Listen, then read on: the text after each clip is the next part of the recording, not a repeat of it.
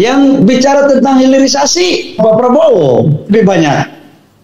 Habis itu Pak Ganjar. Jadi kalau menurut saya simpel sekali. Melanjutkan itu berarti melanjutkan apa yang sudah dilakukan oleh Pak Presiden Jokowi. Yang udah bagus lanjutkan, sudah barang tentu pasti setiap kepemimpinan itu ada yang udah pas, ada yang masih kurang-kurang.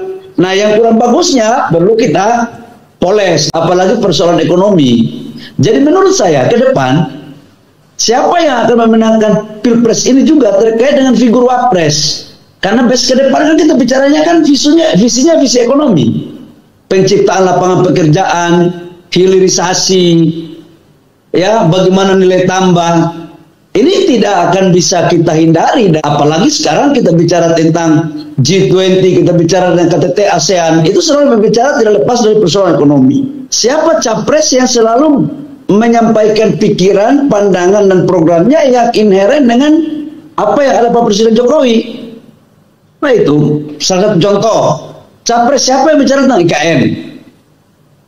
Capres siapa yang bicara tentang hilirisasi? Capres siapa yang bicara tentang pertumbuhan ekonomi yang merata? Yang udah bagus lanjutkan, ada yang masih kurang-kurang. Nah yang kurang bagusnya perlu kita poles. Yang membuat saya agak sedikit kaget, Mbak. Ternyata dari capres 3 orang ini yang lebih cenderung anak muda memilih itu Pak Prabowo. Padahal dari sisi usia Pak Prabowo usianya lebih senior dibandingkan dengan Pak Ganjar dan Pak Anies. Tapi kok kecenderungan anak muda lebih memilih Pak Prabowo? Mungkin karena Pak Prabowo gayanya udah jauh lebih muda ketimbang 2 calon yang lain kali. Atau mungkin ini karena kemampuan timnya Pak Prabowo dalam mengemas Pak Prabowo.